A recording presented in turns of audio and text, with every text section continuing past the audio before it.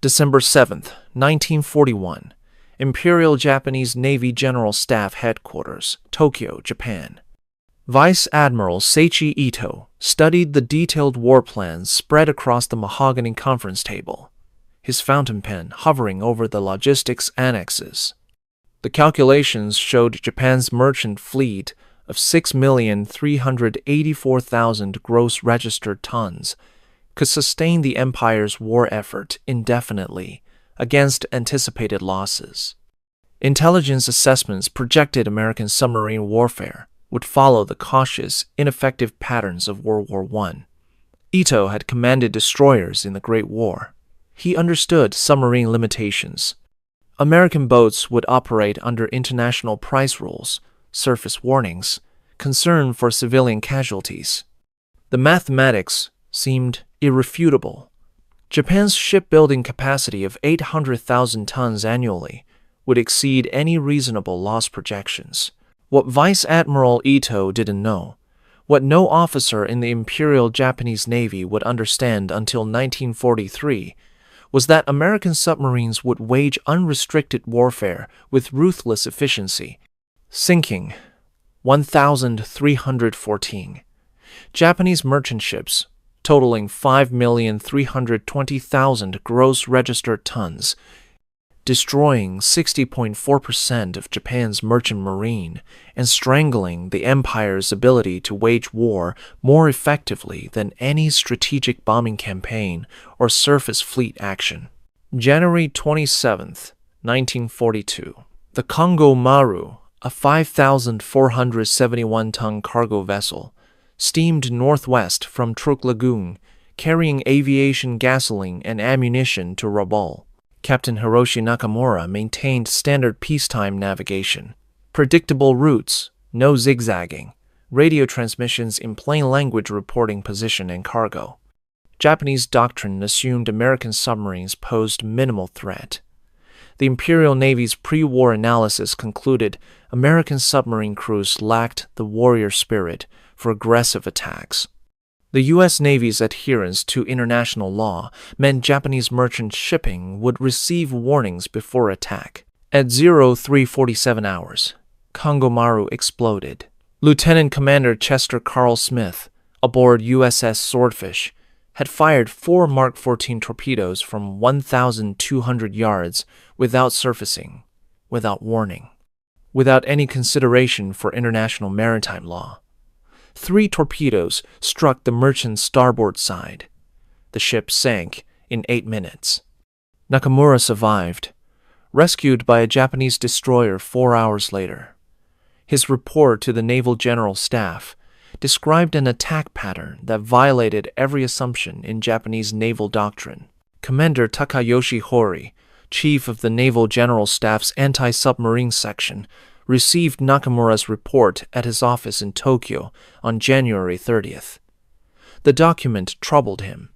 American submarines, attacking without warning, contradicted U.S. Navy regulations. The Americans had always followed the rules. Hori's pre-war intelligence assessments, based on analyzing U.S. Navy public statements and international treaties the United States had signed, concluded American submarine warfare would remain restricted by legal and moral considerations. This single attack suggested something fundamental had changed.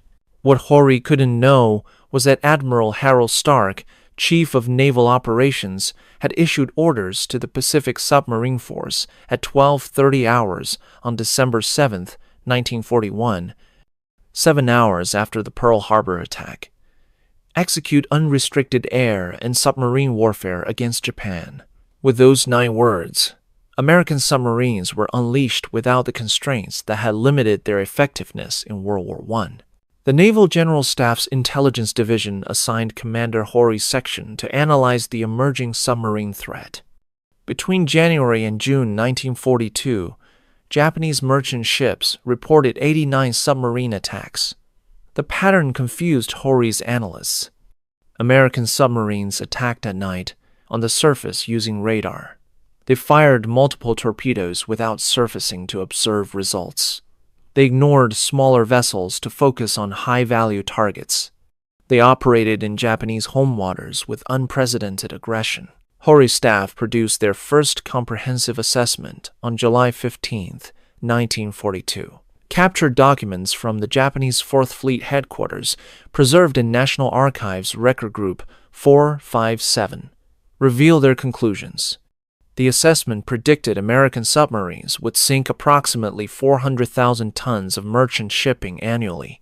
Japanese shipbuilding capacity of 800,000 tons yearly would exceed losses by a comfortable margin. The analysis acknowledged increased American aggression, but projected it would diminish as the Imperial Navy's anti-submarine forces destroy the attackers. The assessment's fundamental error lay in underestimating American submarine production, operational doctrine, and technological capability. Japanese intelligence knew the U.S. Navy had 111 submarines on December 7, 1941. They assumed American construction would follow traditional patterns, 15 to 20 new submarines annually. The assessment calculated the Imperial Navy could destroy American submarines faster than the United States could replace them. Vice Admiral Teruhisa Komatsu, commander of the 6th Fleet responsible for submarine warfare, reviewed Hori's assessment with skepticism. His own submarines had achieved minimal success against American merchant shipping. Japanese submarine doctrine emphasized attacking enemy warships, not merchant vessels.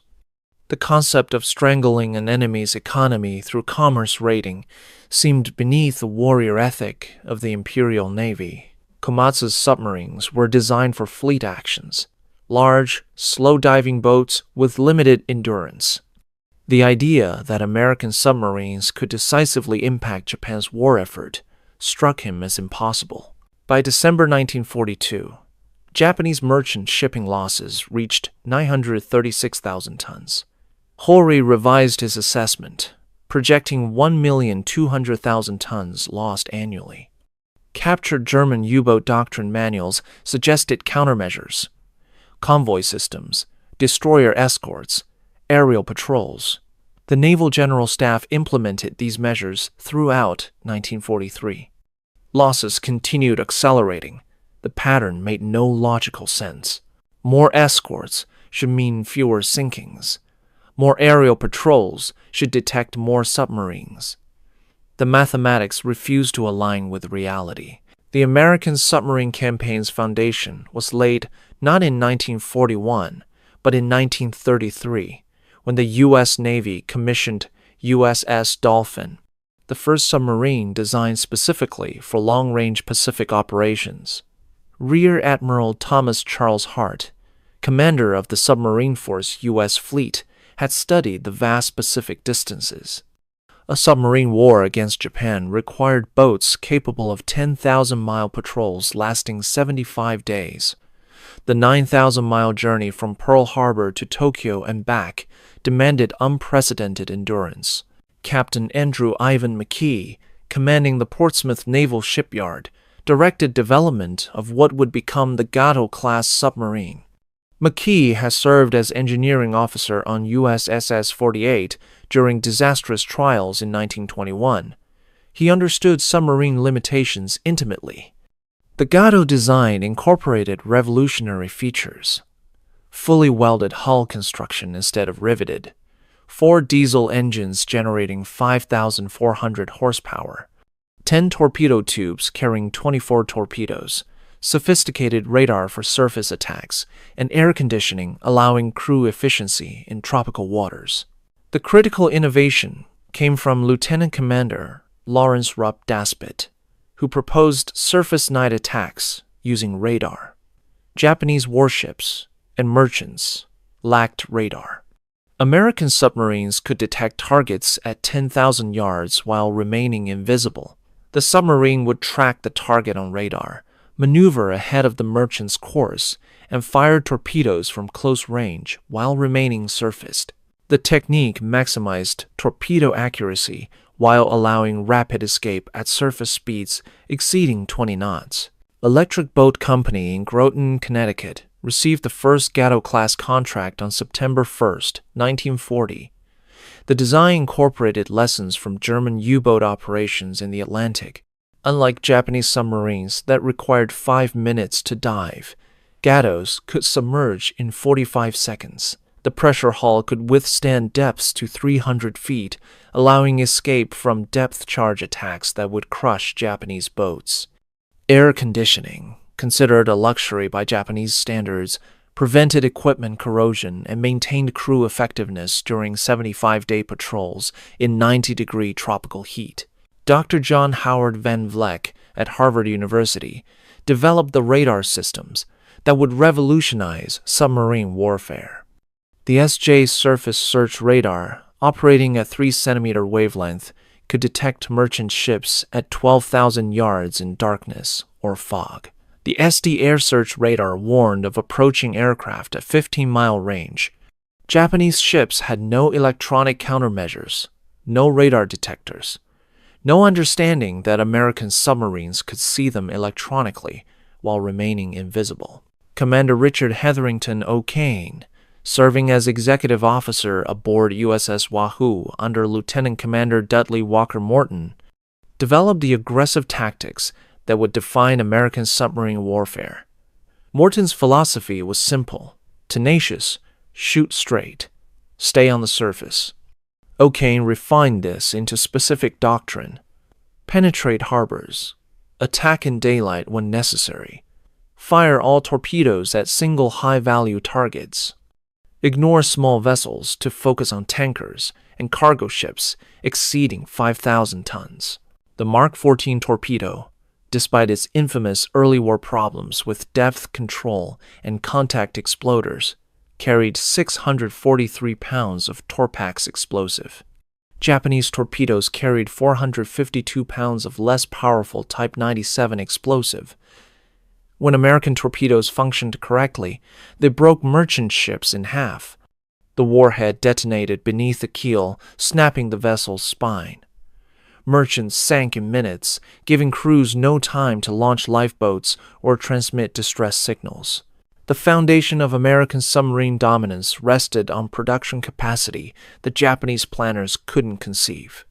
Between December 7, 1941 and August 15, 1945, American shipyards delivered 203 fleet submarines, 77 Gato-class, 122 Balao-class, and 4 Tench-class boats.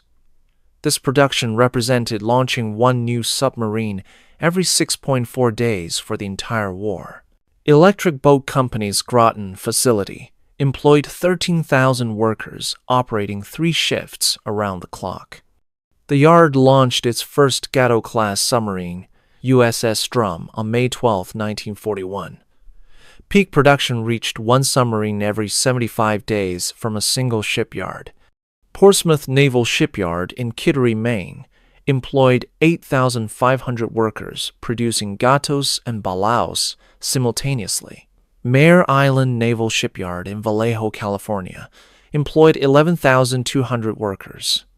Manitowoc Shipbuilding Company in Wisconsin, 1,000 miles from the ocean, built 28 submarines that were launched into the Great Lakes, transported down the Mississippi River, and commissioned at New Orleans.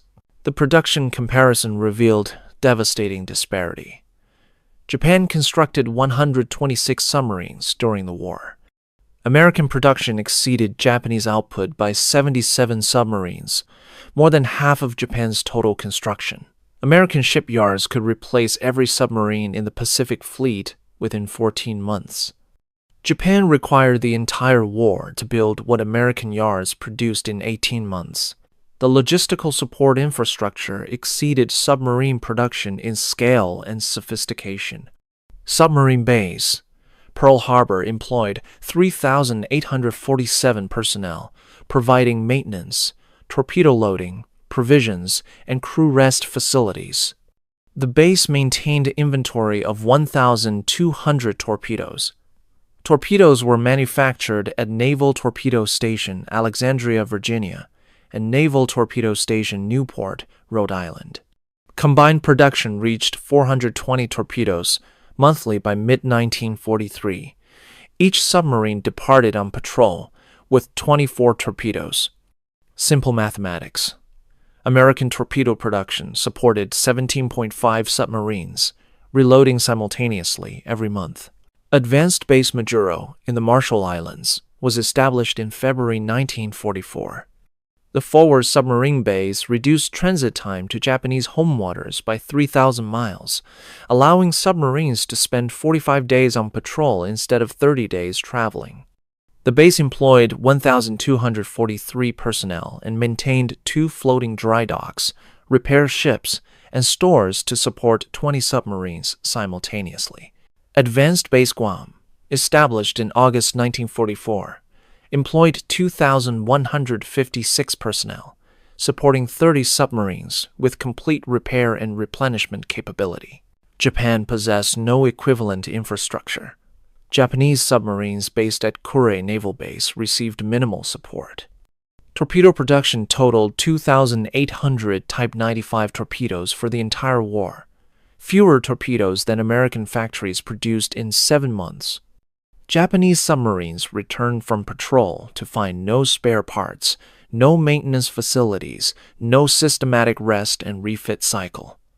American submarines rotated through 21-day refit periods between patrols. Japanese submarines received maintenance only when equipment failed completely. The destroyer escort program provided submarine protection that Japanese anti-submarine forces couldn't match. The United States produced 563 destroyer escorts during the war. These 1,400-ton warships carried depth charges, Hedgehog, anti-submarine mortars, and sonar. A single destroyer escort cost $6 million in 1943 dollars. The entire destroyer escort program cost $3,378 million, more than 5 times Japan's total naval construction budget for all ship types combined. American submarine technology advancement continued throughout the war. The Bureau of Ships employed 4,267 engineers and designers, continuously improving submarine systems. The Balao class, introduced in 1943, featured improved pressure hulls allowing 400-foot operating depth. The conning towers were redesigned, reducing radar cross-section. Air conditioning capacity increased 40%.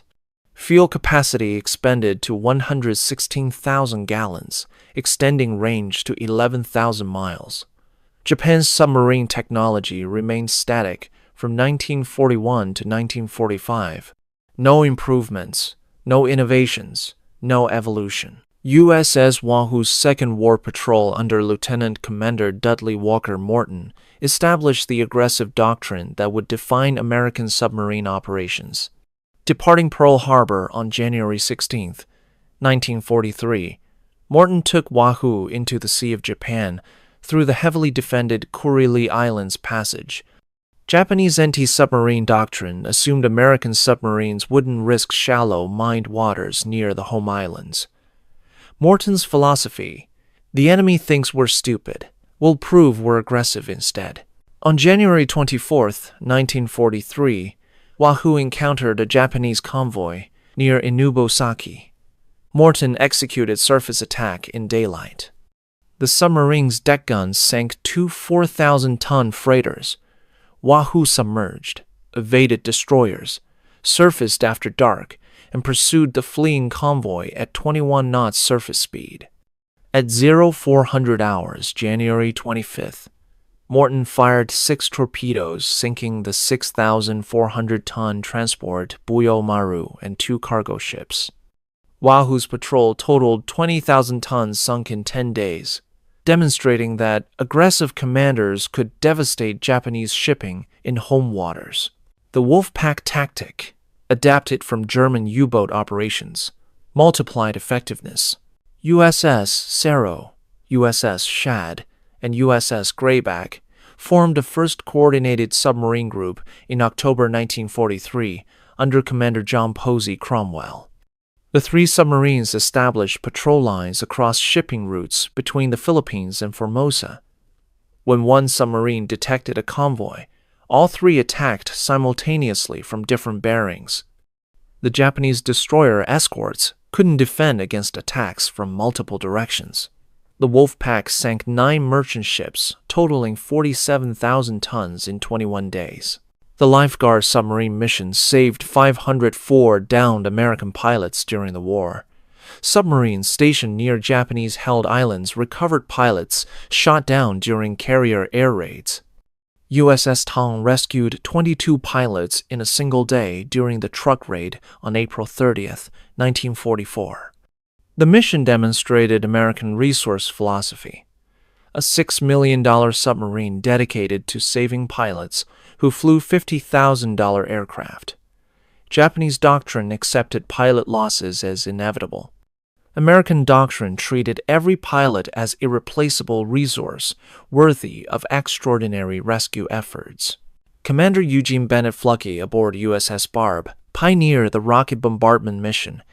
On June 22, 1945, Barb surfaced 1,000 yards off the Hokkaido coast and fired 55-inch rockets at shore installations, destroying a railroad repair facility.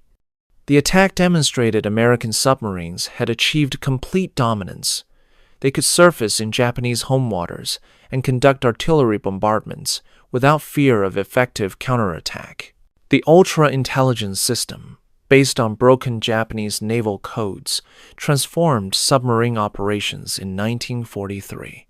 Combat Intelligence Unit Pacific Ocean areas at Pearl Harbor decoded Japanese merchant routing orders. Submarines received encrypted messages directing them to specific coordinates where convoys would pass. USS Steelhead received orders on September 7, 1943, to proceed to coordinates 27 degrees north, 140 east, where a tanker convoy would pass at 0600 hours, September 9th. Commander David Lee Welchel positioned Steelhead at the designated coordinates. At 0552 hours, 3 tankers appeared exactly where Ultra predicted. Welchel sank all 3 tankers, totaling 23,000 tons. The 5th Submarine Squadron, based at Brisbane, Australia, targeted shipping routes between Japan and the East Indies oil fields. Commander James Fife, Jr. commanded 23 submarines operating in South China Sea and Philippine waters. Between January and December 1943, his squadron sank 347 merchant ships, totaling 1,438,000 tons. Japanese convoys running from Singapore to Yokohama required 18 days transit through waters controlled by 5 submarines. The merchant ships that survived the gauntlet arrived with reduced cargoes because captains jettisoned cargo, attempting to outrun submarines. The submarine blockade compressed systematically. In 1942, submarines operated primarily in Pacific Island waters. In 1943, operations shifted to Philippines and South China Sea. In 1944, submarines penetrated the Sea of Japan and East China Sea. By 1945, submarines patrolled within sight of Tokyo Bay, the 1,200-mile radius from Japan that had been secure in 1941 contracted to 0 by 1945. No Japanese waters remained safe. The sinking statistics compiled by the Joint Army-Navy Assessment Committee documented the devastation. Japanese merchant marine losses totaled 8,618,000 gross registered tons during the war. American submarines sank 4,779,000 tons, 55%. Carrier aircraft sank 1,598,000 tons, 18.5%. Army aircraft sank 1,428,000 tons, 16.6%. And mines sank 813,000 tons, 9.4%. Submarines alone sank more tonnage than all other causes combined. The chronological progression revealed accelerating destruction. In 1942, submarines sank 936,000 tons. In 1943, submarines sank 1,841,000 tons. In 1944, submarines sank 2,387,000 tons. In 1945, submarines sank 615,000 tons before Japan surrendered in August. Peak destruction occurred in November 1944 when submarines sank 322,000 tons in a single month. Specific merchant categories revealed targeted effectiveness. Japanese oil tanker fleet numbered 78 vessels totaling 672,000 tons in December 1941. By August 1945, submarines had sunk 132 tankers totaling 981,000 tons, more tankers than Japan possessed at war's start, accounting for newly constructed vessels. Japan's petroleum imports collapsed from 49 million barrels in 1941 to 10 million barrels in 1943 to essentially zero by mid-1945. The Imperial Navy's carriers remained docked at Kure throughout 1945 because no fuel existed for training flights. The economic strangulation manifested in industrial collapse. Japan's steel production dropped from 7,800,000 tons in 1943 to 1,100,000 tons in 1945. The decline correlated directly with loss of iron ore shipments from Manchuria and the Philippines. Aircraft production peaked at 28,180 units in 1944, then collapsed to 11,066 in 1945. The decline reflected loss of aluminum and rubber imports. Food imports decreased 40% between 1943 and 1945. Japanese civilian rations dropped to 1,500 calories daily by mid-1945. The Imperial Japanese Navy attempted counterattacks that failed systematically. In March 1943, Admiral Koga Mineichi, Commander-in-Chief Combined Fleet, ordered destroyer escorts to focus on submarine hunting. The Navy transferred 47 destroyers from fleet duties to convoy protection. The escorts lacked sonar, carried inadequate depth charges, and received no training in anti-submarine tactics. American submarines simply shifted patrol areas to attack convoys in zones with fewer escorts. The convoy system implementation in August 1943 came too late and with insufficient resources. Captain Omae Toshikazu organized the Grand Escort Command with 47 destroyer escorts and 12 coastal defense ships to protect 3,400 merchant vessels. The ratio of escorts to merchants was 1:57. Effective convoy protection required ratios of 1:4. The escorts possessed no radar, no Hedgehog mortars, no acoustic homing torpedoes. American submarines attacked convoys on the surface at night using radar. The Japanese escorts, blind in darkness, rarely detected attackers until torpedoes struck. The acoustic torpedo countermeasures developed in 1944 proved ineffective. Japanese engineers created the Type 3 noisemaker, towed behind merchant ships to decoy acoustic torpedoes. American submarines didn't use acoustic torpedoes until the Mark 18 electric torpedo entered service in late 1943, and the Mark 18 used active sonar homing that couldn't be decoyed by noisemakers. Japanese countermeasures defended against weapons Americans weren't using. The aerial anti-submarine patrols achieved minimal success. Between January 1944 and August 1945, Japanese aircraft claimed 28 submarine sinkings. Post-war analysis confirmed 4 actual sinkings. Japanese pilots couldn't distinguish between surface submarines and whales. The aircraft lacked radar, flew limited endurance patrols, and carried depth charges that detonated too shallow to damage submarines diving below 100 feet. The enemy perspective transformed through documented stages. April 19, 42 assessment by Captain Abe Koki, Naval General Staff Operations Division. American submarine operations demonstrate caution and adherence to international law. The threat to merchant shipping remains minimal. Our convoy system can absorb projected losses while maintaining adequate logistical support for all operations. December 1943. Assessment by Commander Hori Takayoshi, Naval General Staff, Anti-Submarine Section. American submarine operations have achieved concerning effectiveness. Losses now exceed shipbuilding capacity. The submarine threat has transitioned from nuisance to significant factor requiring immediate countermeasures and expanded escort construction. September 1944. Assessment by Vice Admiral Oikawa Koshiro, Commander Combined Escort Force. American submarines have achieved maritime superiority in all Pacific waters. Merchant routes to the East Indies, Philippines, and Formosa are effectively severed. The submarine blockade threatens to collapse Japan's ability to wage war. No countermeasures currently available demonstrate effectiveness against submarine operations. Post-war interrogation of Captain Omae Toshikazu, recorded October 1945.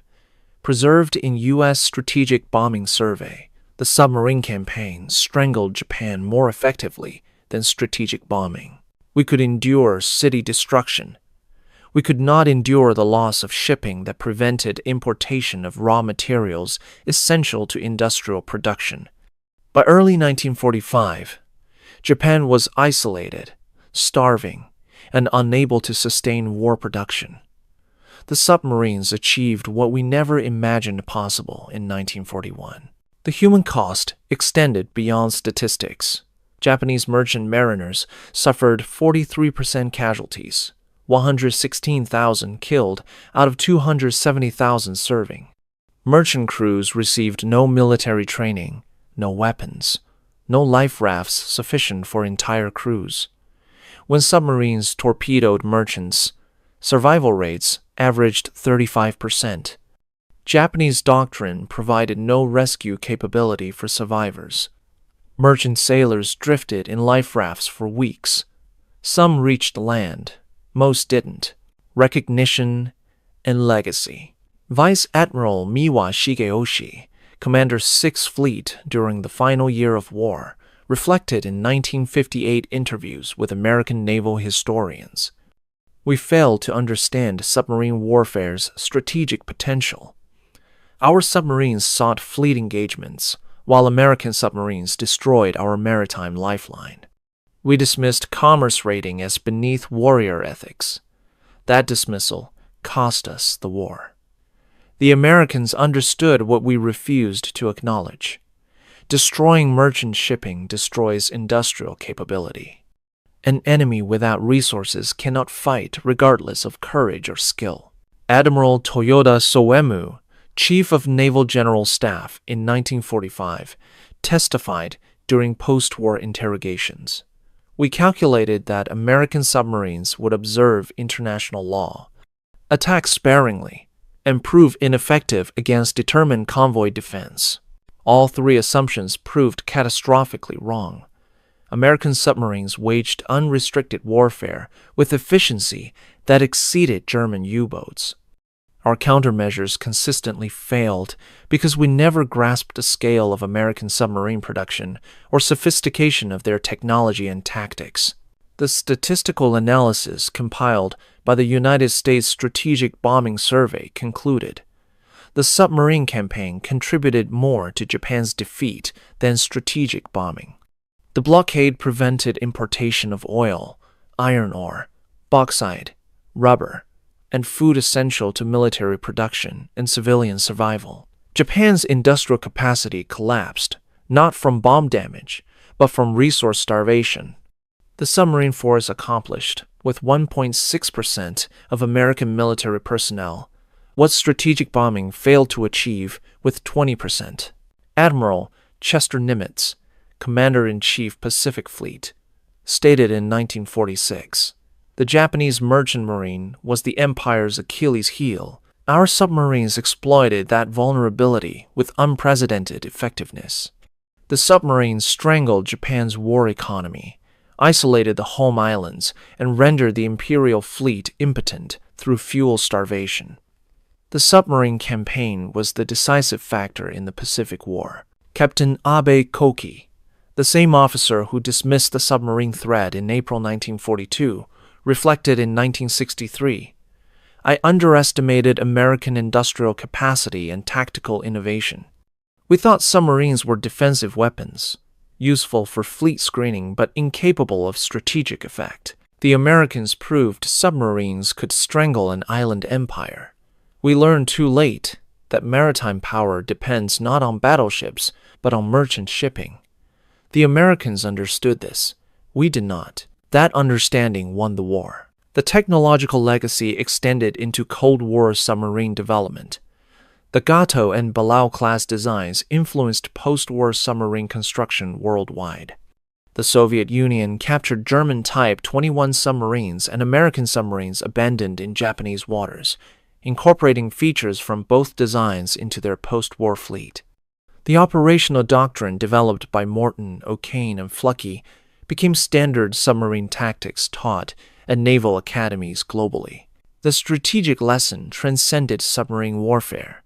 An industrial democracy mobilized for total war could overwhelm military dictatorships through production capacity. Japan possessed skilled submarines, experienced crews, and warrior spirit. The United States possessed shipyards producing submarines every 6.4 days, torpedo factories producing 420 torpedoes monthly, an operational doctrine emphasizing efficiency over tradition. Industrial mathematics defeated warrior ethics.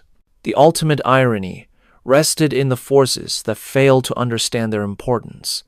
The Imperial Japanese Navy invested in battleships, carriers, and cruisers, while dismissing merchant protection as unglamorous. The United States Navy initially shared similar prejudices. Submarine duty carried less prestige than surface ships.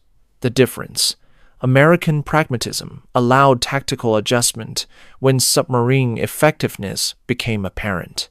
Japanese tradition prevented recognition until too late. Vice Admiral Ito Seiichi, the officer calculating merchant shipping sustainability on December 7, 1941, survived the war.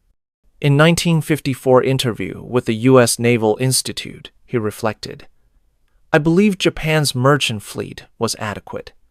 I calculated losses incorrectly. I assumed traditional warfare patterns would continue. The Americans changed warfare's rules. They waged unrestricted submarine warfare with industrial capacity and tactical aggression we couldn't match or counter. My calculations on December 7th, 1941 were correct given traditional warfare assumptions. But the Americans didn't fight traditionally. They fought to win. The submarines proved a decisive weapon not through technological superiority alone, but through willingness to use that technology without restraint. We never adapted. That failure strangled the empire."